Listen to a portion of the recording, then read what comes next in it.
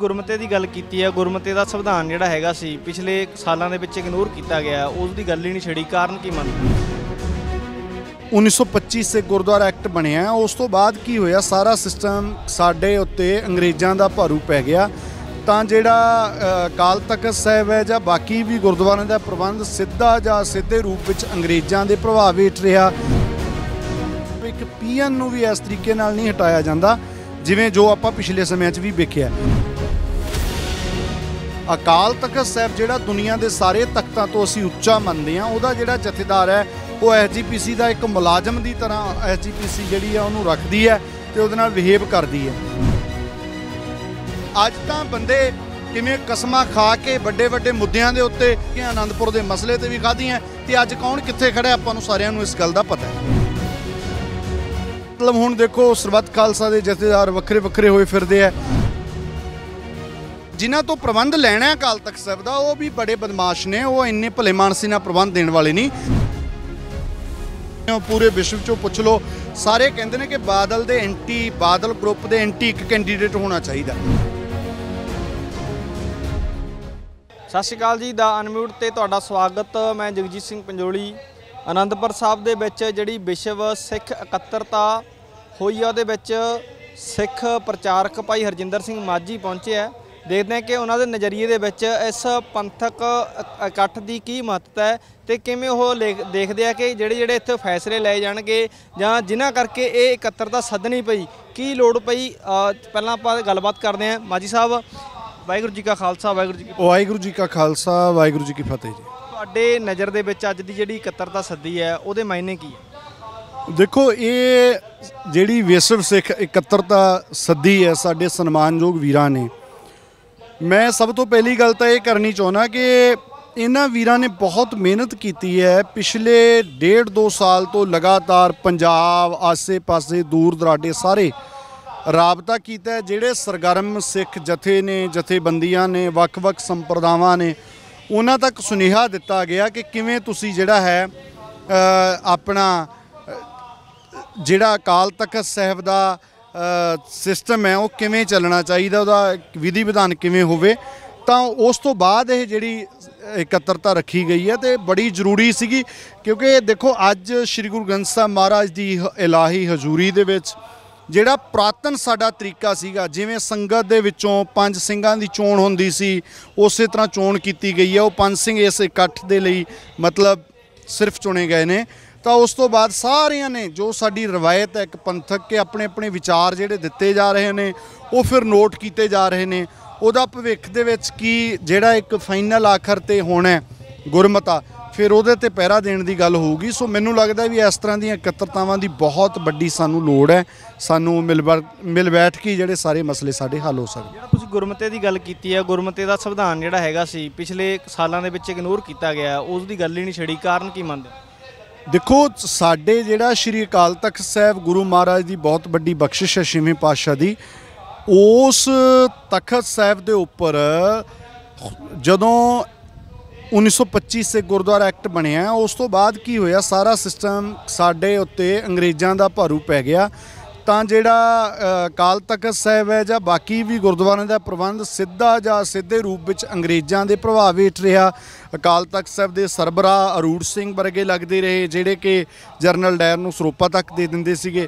तो उस तो बाद की सीगा कि हुण जदों SGPC बन गई, SGPC ने जो सिस्टम चलाया, उन्होंने मतलब जथेदारां नूं जिस तरीके नाल उन्हां नूं नियुक्तियां कीतियां जां उन्हां नूं हटाया गया, मतलब एक पीएन नूं भी इस तरीके नाल नहीं हटाया जाता जिवें जो आपां पिछले समय भी वेखिया। इस करके विश्व भर विच बैठा होया सिख ये महसूस कर रहा है कि अकाल तख्त साहिब जिहड़ा दुनिया के सारे तख्तां तो असीं उच्चा मनते हैं, उहदा जिहड़ा जथेदार है वो SGPC का एक मुलाजम की तरह SGPC जिहड़ी है उहनूं रखदी है ते उहदे नाल बिहेव करदी है। तो विश्व दे विच बैठे हुए सिख अकाल तख्त साहिब की हस्ती जिहड़ी आज़ाद रहनी चाहिए है, इहदे प्रति चिंतित ने। भी उस पासे नूं जांदा कदम है। जिहड़ी गुरमते की गल पंजोली साहब आप जी ने की है, देखो गुरमता जिहड़ा मैं तुहानूं याद कराउणा कि अज 2023 चल रहा, अज तो करीब 200 साल पहलां सन 1823 दे विच 14 मार्च नूं श्री गुरु ग्रंथ साहिब महाराज जी की हजूरी दे विच दीवान सजिया, वख-वख जथियां दे जथेदार उहदे शामिल सीगे।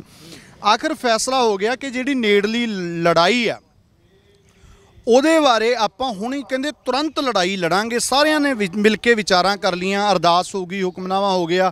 ਉਹਦੇ ਦੋ ਕਾਰਨ ਸੀਗੇ। ਇੱਕ ਕਾਰਨ ਸੀਗਾ ਕਿ ਜੇ ਆਪਾਂ ਲੜਾਈ ਲੇਟ ਕਰਦੇ ਹਾਂ ਤਾਂ ਦੁਸ਼ਮਣ ਜਿਹੜਾ ਮੁਹੰਮਦ ਅਜ਼ੀਮ ਖਾਨ ਹੈ ਉਹਦਾ ਹੌਸਲਾ ਵੱਜੂਗਾ। ਦੂਜਾ ਉਹ 10,000 ਪਠਾਨ ਤੇ 40 ਵੱਡੀਆਂ ਤੋਪਾਂ ਲੈ ਕੇ ਆ ਰਿਹਾ, ਇਹ ਨਾ ਹੋਵੇ ਉਹ ਪਹਾੜੀ ਇਲਾਕੇ ਤੇ ਉੱਪਰ ਮੋਰਚਾਬੰਦੀ ਕਰ ਲਏ, ਆਪਾਂ ਬਾਅਦ ਵਿੱਚ ਪੱਧਰੇ ਮੈਦਾਨ ਤੇ ਰਹਿ ਜਾਾਂਗੇ, ਆਪਣਾ ਨੁਕਸਾਨ ਹੋਊਗਾ।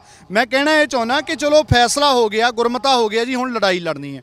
ਅਕਾਲੀ ਬਾਬਾ ਫੂਲਾ ਸਿੰਘ ਦੀ ਕਮਾਂਡ ਹੇਠ 800 ਘੋੜਸਵਾਰ 700 ਪੈਦਲ ਸਿੰਘ ਜਦੋਂ ਤੁਰਨ ਲੱਗੇ ਹੈ ਤਾਂ ਦੇਸਾ ਸਿੰਘ ਮਜੀਠੀਆ ਤੇ ਸਰਦਾਰ ਫਤਿਹ ਸਿੰਘ ਆਲੂਵਾਲੀਏ ਦੀ ਕਮਾਂਡ ਹੇਠ ਦੂਜੇ ਜਥੇ ਨੂੰ ਮਹਾਰਾਜਾ ਰਣਜੀਤ ਸਿੰਘ ਜਦੋਂ ਰਵਾਨਾ ਕਰਨ ਲੱਗੇ ਤਾਂ ਐਨ ਉਸ ਮੌਕੇ ਇੱਕ ਸੂਈਏ ਨੇ ਆ ਕੇ CID ਦਿੱਤੀ। ਉਹਨੇ ਦੱਸਿਆ ਕਿ ਜਿਹੜਾ ਮੁਹੰਮਦ ਅਜ਼ੀਮ ਖਾਨ ਉਹ ਬਿਲਕੁਲ ਨੇੜੇ ਪਹੁੰਚ ਚੁੱਕਿਆ ਆਪਣੇ। ਤਾਂ ਜਦੋਂ ਇਸ ਤਰ੍ਹਾਂ ਲੱਗਿਆ ਮਹਾਰਾਜਾ ਰਣਜੀਤ ਸਿੰਘ ਸੋਚਣ ਲੱਗੇ ਵੀ ਆਪਣਾ ਦਾ ਨੁਕਸਾਨ ਬਹੁਤ ਹੋ ਜਾਊਗਾ, ਕਿਉਂਕਿ ਜਿਹੜੀ ਖਾਲਸਾ ਫੌਜ ਦੀਆਂ ਜਿਹੜੀਆਂ ਤੋਪਾਂ ਸੀਗੀਆਂ ਜਰਨਲ ਵੈਂਤੂਰਾ ਦੇ ਕੋਲ ਸੀ, ਉਹ ਰਾਤ ਤੱਕ ਪਹੁੰਚਣਾ ਸੀਗਾ। ਤਾਂ ਜਦੋਂ ਮਹਾਰਾਜਾ ਪਿੱਛੇ ਹਟਦਾ ਦਿਖਿਆ, ਅਕਾਲੀ ਫੂਲਾ ਸਿੰਘ ਜਿਹੜੇ ਵਾਪਸ ਆ ਗਏ, ਉਹ ਕਹਿੰਦੇ ਠੀਕ ਆ ਤੁਸੀਂ ਮਹਾਰਾਜੇ ਹੋ, ਆਪਣੇ ਹਿਸਾਬ ਨਾਲ ਸੋਚਦੇ ਹੋਵੋਗੇ, ਪਰ ਸ੍ਰੀ ਗੁਰੂ ਗ੍ਰੰਥ ਸਾਹਿਬ ਦੀ ਹਜ਼ੂਰੀ 'ਚ ਹੁਣ ਅਰਦਾਸ ਹੋ ਚੁੱਕੀ ਆ, ਹੁਣ ਗੁਰਮਤਾ ਹੋ ਸਕਿਆ, ਹੁਣ ਗੁਰਮਤੇ ਤੋਂ ਪਿੱਛੇ ਨਹੀਂ ਹਟਿਆ ਜਾ ਸਕਦਾ। ਮਤਲਬ ਉਹਨਾਂ ਸਿੱਖਾਂ ਨੇ ਉੱਥੇ ਸ਼ਹਾਦਤਾਂ ਪਾਈਆਂ, ਹਾਲਾਂਕਿ ਨੁਸੈਰੇ ਦੀ ਜੰਗ ਵੀ ਸਿੱਖਾਂ ਨੇ ਜਿੱਤੀ, ਪਰ ਅਕਾਲੀ ਬਾਬਾ ਫੂਲਾ ਸਿੰਘ ਨੇ ਇਸ ਗੁਰਮਤੇ ਦੀ ਮਰਿਆਦਾ ਨੂੰ ਕਾਇਮ ਰੱਖਣ ਦੇ ਲਈ ਸ਼ਹਾਦਤ ਤੱਕ ਦਾ ਜਾਮ ਪੀ ਲਿਆ। ਸੋ ਇੱਕ ਤਾਂ ਉਹ ਸਾਡੇ ਹੈਗੇ ਨੇ ਜਥੇਦਾਰ ਤੇ ਸਾਡੇ ਗੁਰਮਤੇ ਨੂੰ ਸਮਰਪਿਤ। ਅੱਜ ਤਾਂ ਬੰਦੇ ਕਿਵੇਂ ਕਸਮਾਂ ਖਾ ਕੇ ਵੱਡੇ ਵੱਡੇ ਮੁੱਦਿਆਂ ਦੇ ਉੱਤੇ ਆਨੰਦਪੁਰ ਦੇ ਮਸਲੇ ਤੇ ਵੀ ਖਾਧੀਆਂ, ਤੇ ਅੱਜ ਕੌਣ ਕਿੱਥੇ ਖੜਾ ਆਪਾਂ ਨੂੰ ਸਾਰਿਆਂ ਨੂੰ ਇਸ ਗੱਲ ਦਾ ਪਤਾ ਹੈ। ਸਰਬੱਤ ਖਾਲਸੇ ਦਾ ਵੀ ਇੱਕ ਜ਼ਿਕਰ ਹੈ, ਜਿਹੜਾ ਪਿੱਛੇ ਸਰਬੱਤ ਖਾਲਸਾ ਹੋਇਆ ਉਹਦੇ ਤੇ ਜਿਹੜੀਆਂ ਨਿਯੁਕਤੀਆਂ ਕੀਤੀਆਂ ਸੀ, ਉਦੋਂ ਤਾਂ ਕੁਝ ਪ੍ਰਧਾਨੀਆਂ ਦੇ ਨਾਂ ਤੇ ਛੱਡ ਕੇ ਉਹ ਵੀ ਕਿਤੇ ਨਾ ਕਿਤੇ ਗੱਲ ਟਿਕ ਨਹੀਂ ਸਕੀ। ਸਰਬੱਤ ਖਾਲਸਾ ਐਡਾ ਵੱਡਾ ਮੁਹਿੰਮ ਵਿੱਢੀ ਗਈ ਸੀ, ਇੱਕ ਲੋੜ ਮਤਲਬ ਸੰਗਤ ਦੀ ਇੱਕ ਮੰਗ ਸੀਗੀ, ਸੰਗਤ ਦੀ ਮੰਗ ਨੂੰ ਦੇਖ ਕੇ ਸਰਬੱਤ ਖਾਲਸਾ ਸੱਦਿਆ ਗਿਆ, ਪਰ ਉਹ ਜਿਹੜੀਆਂ ਉਮੀਦਾਂ ਤੇ ਸੱਦਿਆ ਗਿਆ ਸੀ ਉਹਦੇ ਤੇ ਖਰਾ ਉਤਰਿਆ। ਦੇਖੋ ਜਿਹੜਾ ਸਰਬੱਤ ਖਾਲਸਾ ਸੀਗਾ, ਮੈਂ ਇਸ ਗੱਲ ਦਾ ਗਵਾਹ ਕਿ ਉਹ ਬੜੀ ਪਲੈਨਿੰਗ ਦੇ ਤਹਿਤ ਸੱਦਿਆ ਗਿਆ। ਉਹਦੇ ਵਿੱਚ ਵੀ ਜੇ ਹੁਣ ਆਪਾਂ ਬਹੁਤਾ ਪਿਛੋਕੜ ਨਾ ਫਰੋਲੀਏ, ਕਿਉਂਕਿ ਉਹ ਮੋਟੇ ਰੂਪ ਦੇ ਵਿੱਚ ਗੱਲ ਇਹ ਹੈ ਕਿ ਉੱਥੇ ਵੀ ਸਾਡੀਆਂ ਜਿਹੜੀ ਮਨਸ਼ਾ ਸੀਗੀ, ਮੈਂ ਸਾਰਿਆਂ ਨੂੰ ਨਹੀਂ ਕਹਿ ਰਿਹਾ, ਕੁਝ ਸੱਜਣਾਂ ਦੀ ਬਹੁਤ ਜ਼ਿਆਦਾ ਸਵਾਰਥੀ ਸੀਗੀ। ਜਿਵੇਂ ਉਹ ਫਿਰ ਉਸੇ ਵੇਲੇ ਸੰਤ ਤੋਂ ਭਾਈ, ਭਾਈ ਤੋਂ ਜਥੇਦਾਰ ਬਣੇ, ਉਹ ਸਾਰਾ ਕੁਝ ਕੌਮ ਦੇ ਧਿਆਨ ਵਿੱਚ ਹੈ। ਤਾਂ ਮਤਲਬ ਹੁਣ ਦੇਖੋ ਸਰਬੱਤ ਖਾਲਸਾ ਦੇ ਜਥੇਦਾਰ ਵੱਖਰੇ ਵੱਖਰੇ ਹੋਏ ਫਿਰਦੇ ਆ। ਮੈਨੂੰ ਇਦਾਂ ਲੱਗ ਰਿਹਾ, ਹੋ ਸਕਦਾ ਮੈਂ ਗਲਤ ਹੋਵਾਂ, ਪਰ ਮੈਨੂੰ ਇਹ ਲੱਗ ਰਿਹਾ ਜੇ SGPC ਨੂੰ ਢਾਹ ਲੱਗੀ, ਜੇ ਇਧਰੋਂ ਢਾਹ ਲੱਗੀ ਬਾਦਲਾਂ ਵੱਲੋਂ, ਤਾਂ ਸਰਬੱਤ ਖਾਲਸੇ ਦੇ ਪਵਿੱਤਰ ਸਿਧਾਂਤ ਨੂੰ ਵੀ ਢਾਹ ਜਿਹੜੀ ਆ ਉਹ ਲੱਗੀ ਹੈ। ਤਾਂ ਇਹੀ ਕਾਰਨ ਹੈ ਵੀ ਅੱਜ ਫਿਰ ਇਕੱਤਰਤਾਵਾਂ, ਫਿਰ ਸਾਰਾ ਕੁਝ ਚੱਲ ਰਿਹਾ। ਪਰ ਮੈਂ ਤੁਹਾਡੇ ਮਾਧਿਅਮ ਰਾਹੀਂ ਇੱਥੇ ਵੀ ਇਹੀ ਸੁਝਾਅ ਦਿੱਤਾ, ਇਹੀ ਬੇਨਤੀ ਕਰਨੀ ਚਾਹੁੰਦਾ ਕਿ ਇੱਥੇ ਜਿਹੜੀ ਗੱਲ ਚੱਲ ਰਹੀ ਹੈ ਹੁਣ, ਤੁਸੀਂ ਕੀ ਗੱਲ ਰੱਖੀ, ਮੈਂ ਇਹ ਤੇ ਆਉਣਾ ਚਾਹੁੰਦਾ ਸੀ, ਤੁਸੀਂ ਗੱਲ ਕੀ ਰੱਖੀ ਹੈ? ਗੱਲ ਇਹੀ ਰੱਖੀ ਹੈ ਜੀ ਕਿ ਹੁਣ ਇੱਥੇ ਇੱਕ ਕਾਮਨ ਰਾਇ ਜਿਹੜੀ ਬਣ ਰਹੀ ਹੈ ਉਹ ਇਹ ਬਣ ਰਹੀ ਹੈ ਕਿ ਜਿਹੜਾ ਅਕਾਲ ਤਖਤ ਸਾਹਿਬ ਦਾ ਪ੍ਰਬੰਧ ਹੈ ਉਹ ਅਕਾਲੀ ਜਥੇ ਕੋਲ ਹੋਣਾ ਚਾਹੀਦਾ। ਅਕਾਲੀ ਜਥੇ ਉਹ ਅਕਾਲੀ ਜਿਹਦੇ ਬਾਰੇ ਭਾਈ ਕਾਨ ਸਿੰਘ ਨਾਭਾ ਨੇ ਕਿਹਾ, ਕਮਲ ਜਿਉਂ ਮਾਇਆ ਜਲ ਵਿੱਚ ਹੈ ਅਲੇਪ ਸਦਾ, ਸਭ ਦਾ ਸਨੇਹੀ ਚਾਲ ਸਭ ਤੋਂ ਨਿਰਾਲੀ ਹੈ, ਕਰਕੇ ਕਮਾਈ ਖਾਵੇ ਮੰਗਣਾ ਹਰਾਮ ਜਾਣੇ, ਭਾਣੇ ਵਿੱਚ ਵਿਪਤਾ ਨੂੰ ਮੰਨੇ ਖੁਸ਼ਹਾਲੀ ਹੈ, ਸਵਾਰਥ ਤੋਂ ਬਿਨਾਂ ਗੁਰਦੁਆਰਿਆਂ ਦਾ ਚੌਕੀਦਾਰ, ਧਰਮ ਦੇ ਜੰਗ ਲਈ ਚੜੇ ਮੁਖ ਲਾਲੀ ਹੈ, ਪੂਜੇ ਨਾ ਅਕਾਲ ਬਿਨਾ ਹੋਰ ਕੋਈ ਦੇਵੀ ਦੇਵਾ, ਸਿੱਖ ਦਸ਼ਮੇਸ਼ ਦਾ ਸੋ ਕਹੀਏ ਅਕਾਲੀ ਹੈ। ਐਸੇ ਅਕਾਲੀ ਨਿਸ਼ਕਾਮ ਸਿੰਘ ਜਿਹੜੇ ਨੇ ਉਹਨਾਂ ਦਾ ਇੱਕ ਜਥਾ ਬਣੇ। ਬਾਬਾ ਅਤਰ ਸਿੰਘ ਮਸਤੂਆਣਾ ਸਾਹਿਬ ਵਾਲਿਆਂ ਨੇ ਤਾਂ ਕਿਹਾ ਕਿ 500 ਸਿੰਘਾਂ ਦਾ ਜਥਾ ਬਣੇ, ਜਿਹੜਾ ਕਿ ਆਪਣੀ ਲੰਗਰ ਚੋਂ ਪ੍ਰਸ਼ਾਦਾ ਛਕ ਲਵੇ, ਤੇ ਜੋ ਲੋੜੀਂਦੀਆਂ ਉਹਨੂੰ ਵਸਤੂਆਂ ਚਾਹੀਦੀਆਂ ਨੇ ਉਹ ਗੁਰੂ ਘਰ ਚੋਂ ਮਿਲ ਜਾਣ, ਤੇ ਉਹ ਨਿਸ਼ਕਾਮ ਜਥੇ ਦਾ ਇੱਕ ਜਥੇਦਾਰ ਹੋਵੇ। ਇਸ ਤਰ੍ਹਾਂ ਨਾਲ ਜਿਹੜਾ ਪ੍ਰਬੰਧ ਹੋਣਾ ਚਾਹੀਦਾ ਹੈ। ਇਸ ਅਕਾਲੀ ਨਿਸ਼ਕਾਮ ਜਥੇ ਦੀ ਗੱਲ ਚੱਲ ਰਹੀ ਹੈ, ਪਰ ਮੈਂ ਬੇਨਤੀ ਇਹ ਕੀਤੀ ਹੈ ਕਿ ਇੱਕ ਪਾਸੇ ਸਾਨੂੰ ਇਹ ਤਿਆਰੀ ਵਿੱਢਣ ਦੀ ਲੋੜ ਹੈ, ਸਾਡੇ ਭਰਾ ਵਿਸ਼ਵ ਭਰ ਚੋਂ ਕੌਣ ਨੇ ਜਿਹੜੇ ਨਿਸ਼ਕਾਮਤਾ ਨਾਲ ਇਸ ਤਰ੍ਹਾਂ ਸੇਵਾ ਨਿਭਾ ਸਕਣਗੇ, ਤੇ ਦੂਜੇ ਪਾਸੇ ਜਿਹੜੇ ਜਿਨ੍ਹਾਂ ਤੋਂ ਪ੍ਰਬੰਧ ਲੈਣਾ ਅਕਾਲ ਤਖਤ ਸਾਹਿਬ ਦਾ ਉਹ ਵੀ ਬੜੇ ਬਦਮਾਸ਼ ਨੇ, ਉਹ ਇੰਨੇ ਭਲੇ ਮਾਨਸੀ ਨਾਲ ਪ੍ਰਬੰਧ ਦੇਣ ਵਾਲੇ ਨਹੀਂ। ਇਸ ਲਈ ਮੈਂ ਬੇਨਤੀ ਕੀਤੀ ਹੈ ਕਿ ਭਾਵੇਂ ਇਲੈਕਸ਼ਨ ਸਿਸਟਮ ਸਾਡਾ ਨਹੀਂ ਹੈ, ਪਰ ਇਹ ਸਾਡੇ ਗਲ ਪਾ ਦਿੱਤਾ ਅੰਗਰੇਜ਼ਾਂ ਵੱਲੋਂ। ਹੁਣ ਗਲ ਪਿਆ ਢੋਲ ਵਜਾਉਣ ਵਾਲੀ ਗੱਲ ਹੈ ਕਿ ਸਿੱਖ ਸੰਗਤ ਜਿਹੜੀ ਹੈ ਉਹ ਸਾਰੀ ਇਕੱਠੀ ਹੋ ਕੇ ਇਲਾਕਾ ਵਾਈਜ਼ SGPC ਦੇ ਹਲਕੇ ਨੇ ਜਿਵੇਂ, ਉਹਦੇ ਮੁਤਾਬਕ ਆਪਣਾ ਇੱਕ ਕੈਂਡੀਡੇਟ ਜਿਹੜਾ ਉਹ ਦੇਵੇ ਵੀ ਆਹ ਬੰਦਾ ਜੀ ਸਾਡੇ ਪੰਥ ਲਈ ਕੰਮ ਕਰਨ ਵਾਲਾ, ਤੇ ਆਹ ਅਸੀਂ ਦਿੰਦੇ ਹਾਂ। ਤੇ ਜਿਹੜੀਆਂ ਪੰਥਕ ਧਿਰਾਂ ਨੇ ਮੈਨੂੰ ਲੱਗਦਾ ਸਾਰੀਆਂ ਨੂੰ ਉਸ ਬੰਦੇ ਦੀ ਸਪੋਰਟ ਕਰਨੀ ਚਾਹੀਦੀ ਹੈ। ਜਿਹੜੀਆਂ ਇੱਕ ਕਾਬਜ਼ ਤੇ ਰਹਿ ਤੇ ਦੂਜੀਆਂ ਧਿਰਾਂ ਹੈਗੀਆਂ ਨੇ, ਭਾਵੇਂ ਮਾਨ ਦਲ ਹੈ, ਭਾਵੇਂ ਭਾਈ ਰਣਜੀਤ ਸਿੰਘ ਦਾ ਦਲ ਹੈ, ਹੋਰ ਬਹੁਤ ਸਾਰੇ ਦਲ ਨੇ ਜਿਹੜੇ ਵੰਡੇ ਹੋਏ ਨੇ, ਕਿ ਇਹ ਅਲੱਗ-ਅਲੱਗ ਉਸ ਧਿਰ ਨੂੰ ਕਿਤੇ ਨਾ ਕਿਤੇ ਢਾਹ ਲਾ ਸਕਣਗੇ। ਦੇਖੋ ਮੈਂ ਸਰਦਾਰ ਸਿਮਰਨਜੀਤ ਸਿੰਘ ਮਾਨ ਜਾਂ ਭਾਈ ਰਣਜੀਤ ਸਿੰਘ ਦੀ ਗੱਲ ਨਹੀਂ ਕਰ ਰਿਹਾ, ਪਰ ਮੈਂ ਇਹ ਬੇਨਤੀ ਜ਼ਰੂਰ ਮਤਲਬ ਜਿਹੜੇ ਤੁਸੀਂ ਗੱਲ ਕਰ ਰਹੇ ਹੋ ਵੀ ਇੱਕ ਬੰਦਾ ਹੋਵੇ, ਕੀ ਸਹਿਮਤੀ ਕਿੱਥੇ ਬਣੂ? ਸਹਿਮਤੀ ਕਿੱਥੇ ਬਣੂ? ਦੇਖੋ ਜੀ ਪੂਰਾ ਪੰਥ ਇਹ ਚਾਹੁੰਦਾ ਹੈ, ਮਤਲਬ ਇਹ ਕੋਈ ਮੇਰੀ ਗੱਲ ਨਹੀਂ। ਤੁਸੀਂ ਵੀ ਪੰਜੋਲੀ ਸਾਹਿਬ ਇੱਥੇ ਸੰਗਤ 'ਚ ਵਿਚਰਦੇ ਹੋ, ਪੂਰੇ ਵਿਸ਼ਵ 'ਚੋਂ ਪੁੱਛ ਲਓ, ਸਾਰੇ ਕਹਿੰਦੇ ਨੇ ਕਿ ਬਾਦਲ ਦੇ ਬਾਦਲ ਗਰੁੱਪ ਦੇ ਐਂਟੀ ਇੱਕ ਕੈਂਡੀਡੇਟ ਹੋਣਾ ਚਾਹੀਦਾ। ਸੋ ਜਿਹੜਾ ਮਜ਼ਬੂਤ ਕੈਂਡੀਡੇਟ ਹੋਵੇ, ਜਿਹੜਾ ਸਿੱਖੀ ਨੂੰ ਸਮਰਪਿਤ ਹੋਵੇ ਤੇ ਸੂਝ-ਬੂਝ ਵਾਲਾ ਉਹ ਕੈਂਡੀਡੇਟ ਹੋਵੇ, ਫਿਰ ਸਾਰੇ ਜਿਹੜੇ ਨੇ ਉਸ ਪਾਸੇ ਨੂੰ ਝੁਕ ਜਾਣਗੇ।